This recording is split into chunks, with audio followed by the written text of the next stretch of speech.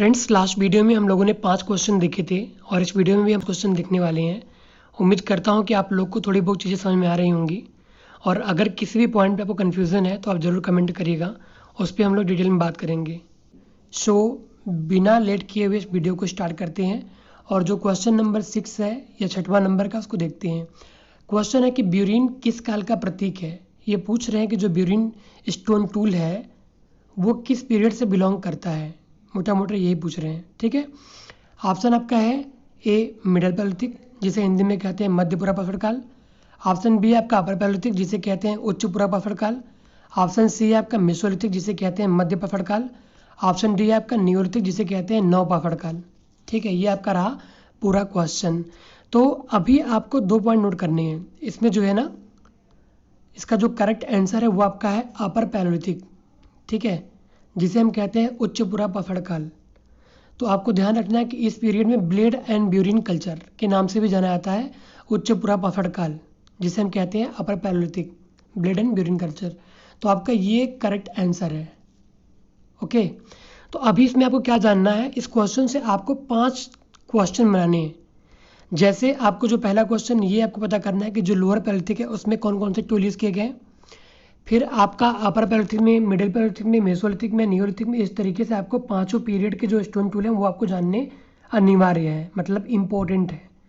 क्योंकि कभी भी आपसे पूछा जा सकता है कि जो है लूनेट्स किसे कहते हैं, ठीक है, या क्रिसेंट किसे कहते हैं, या ट्रेपेज क्या होता है, या माइक्रोकिन हैंडेक्स किस पीरियड में यूज़ किया गया था, ठीक है, या डेंटिकुलेट्स क्या होता है। तो आप फंस जाएंगे इस जगह पे अगर आपको नहीं पता होगा कि वो किस पीरियड से बिलोंग करते हैं।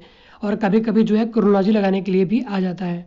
तो आपको ध्यान रखना है कि यहाँ से क्वेश्चंस बनने की पूरी संभावना है। ओके, सो हम लोग देखते हैं कि जो लोअर पैलेolithic है उसमें आपको जो है कौन कौन से टूल्स यूज़ किए गए थे।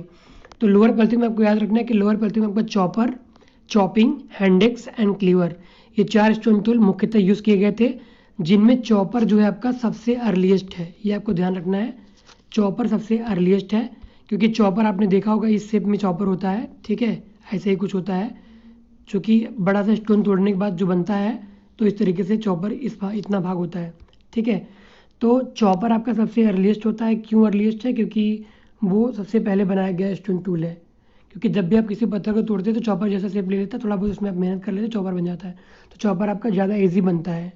और उससे अगर आप हार्ड बनाएंगे कोई चीज़, शुरू में जब भी आप कुछ नया चीज़ बनाते हैं तो आपको मतलब उतना मेहनत उस पर नहीं कर पाते हैं, धीरे धीरे आप उसमें फिनिशिंग लाते हैं, तब जाके आपका हैंडेक्स बना है। बात समझ रहे हैं? फिर आपका लास्ट में जो है कि आपका इस तरह से हैंडेक्स बनना शुरू हुआ। तभी आपको ध्यान देना है कि सबसे पहला आपका जो टूल है वो चॉपर है, जिसकी रेटिंग 2.6 मिलियन, मतलब 26 लाख के आसपास आपको चॉपर मिल रहा है। इतना आपको ध्यान रखना है। हैंडेक्स आपका बाद में आ रहा है 18 लाख, 19 लाख, 20 लाख के आसपास आ रहा है। बात समझ रहे हैं? तो ये आपका लोअर पैलेolithic क्लियर हो चुका है। अभी हम बात कर लेते हैं मिडिल पैलेolithic में क्या यूज़ किया था, ठीक है। तो जो मिडिल पैलेolithic था, इसमें जो है कि बेसिकली आपका यूज़ करते हैं फ्लैग टूल, जबकि लोअर पैलेolithic में यूज़ कर रहे थे table tool and core tool. लेकिन यहाँ पर आपका फ्लैग टूल यूज़ कर रहे हैं मिडिल पैलेolithic में। अब फ्लैग क्या होता है आपको मैंने कई बार बता चुका हूँ कि एक बड़ा सा टूल है, अगर आप इसको तोड़ देते हैं, ठीक है, तो जो छोटे छोटे पार्ट जो होते हैं ये आपका फ्लैग होते हैं। छोटे छोटे जो पार्ट होंगे वो आपका फ्लैग होगा, बड़े पार्ट को कोर कहते हैं। इतना आपको ध्यान रखना है। ओके, तो यहाँ से आपको क्या मिल रहा है, यहाँ से आपको स्क्रैपर, मिडिल पैलेolithic की मैं बात कर रहा हूँ, स्क्रैपर, पॉइंट, बोरर और डेंटिकुलेट्स।